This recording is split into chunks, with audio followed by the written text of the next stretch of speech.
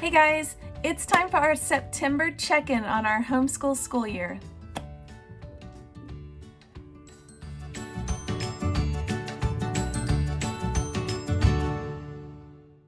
Alright guys, I'm Laura Wilkie with Down Home with Lemon Pie, and if you don't already know or you're new to my channel, I am a Christian homeschool stay-at-home homeschool mom of 6 kids, and right now I have twins that are 2, a 4-year-old, a 6-year-old who's in 1st grade, a 7-year-old, she'll actually be 8 in just a couple days, who is in 2nd grade, and then I have a 9-year-old who is in 4th grade. And this is our 2nd month of this school year. It is this is the video for September. It's actually October because I'm a little bit late. I cannot believe we're already 7 days into October. But I wanted to go ahead and check in and give you an update about our homeschool year or our homeschool month of September. So in September, we finally got over the hump of the first 6 weeks of our curriculum.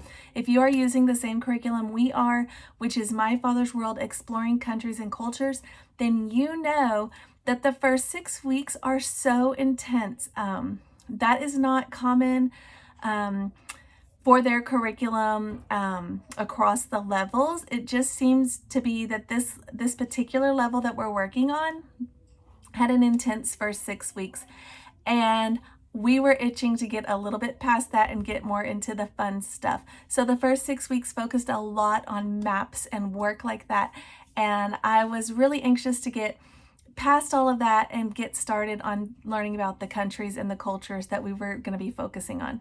So we did that. We got past that in September, and we are so excited. We have been diving into other countries and learning about them. We've been using our snack box subscription that I have a link in the description box of this video where you can see that and sign up for yourself.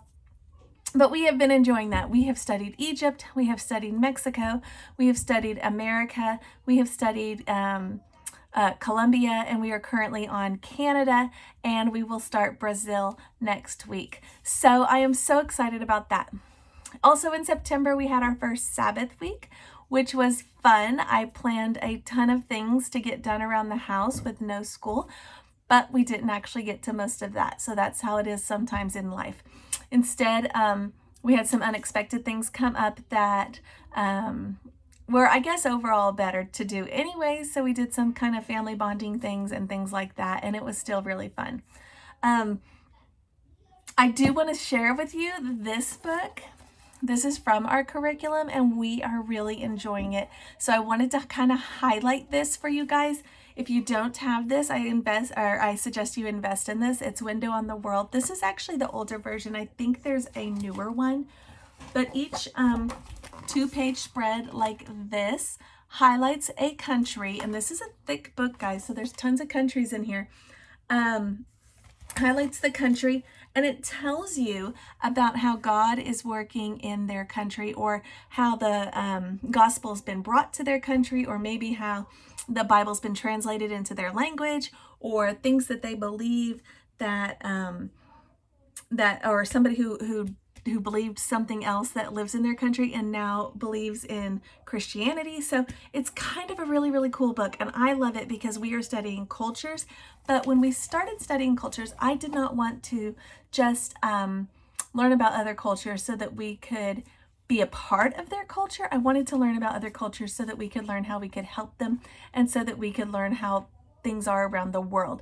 Sometimes in our world, especially Americans, it seems like it's really easy to just think about our world and not realize that things that we think are so important, but that other people don't even have in their world.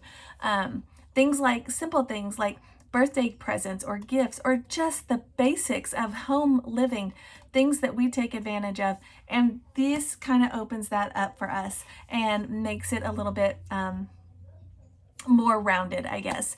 So I love this book. I recommend it. We actually just read about Greenland today, but it just has all of the countries, and it is so great. Personally, I think the older version is just as helpful, but if you want, I do want you to know that there is a newer version, I'm pretty sure. So you may want to look into that. Anyway, that's my book highlight that we're enjoying.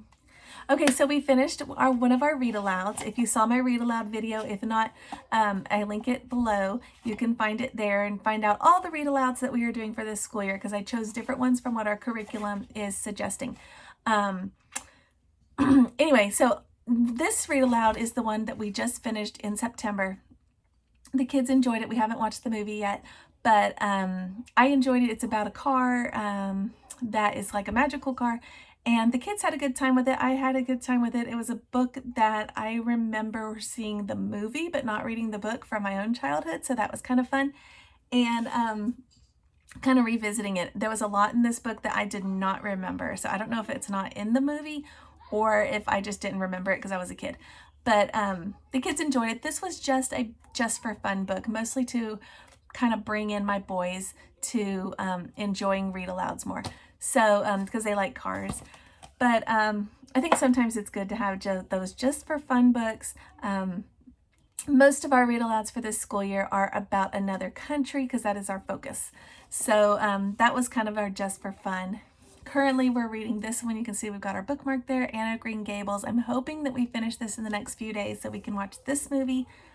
I need to see, I'm not sure. I think I heard there was a couple different versions, so I'm not sure which version of the movie I'm going to look into. But if you know of a good one, let me know in the comments below. But anyway, we'll be doing this. The kids are really enjoying this book too, and of course it fits in perfectly with Canada. Okay, so for my own personal mom basket, if you haven't seen the video I did about the books that I'm reading for myself for this school year, like my mom books, go check that video out. It is listed below in this comments or in the description in this video. But I read this one. I just finished it in September and it is a great read. I highly recommend this one for you guys, especially with what we're dealing with right now in our world. This shows how easy it was for people to be fooled about the Holocaust and what was truly going on there, and also has a little side twist of a love story. So it's a true story. This man who actually experienced this is his story. He was actually dying, and he knew that he was about to die, and so he got this author. She wrote his story. And because this was kind of the information that they didn't want, people were scared to tell what really happened because of what may happen to them, like repercussions. So anyway, this is his story. It has so many great details, and I highly recommend it. There's actually a second one. Silke's Journey, I think is what it's called, and I'm going to look into that one too because now I really want to read that one. But it is so good. Like, it may not look good or sound good. This is the guy who actually did the tattoos on the people in Holocaust. This is so good. So I highly, highly, highly recommend it because it's Holocaust. Definitely recommend it with the idea that there is going to be some sensitive topics going on. So anyways, I recommend that, and that's my little book plug for that, for my personal book. Currently, I'm reading another book.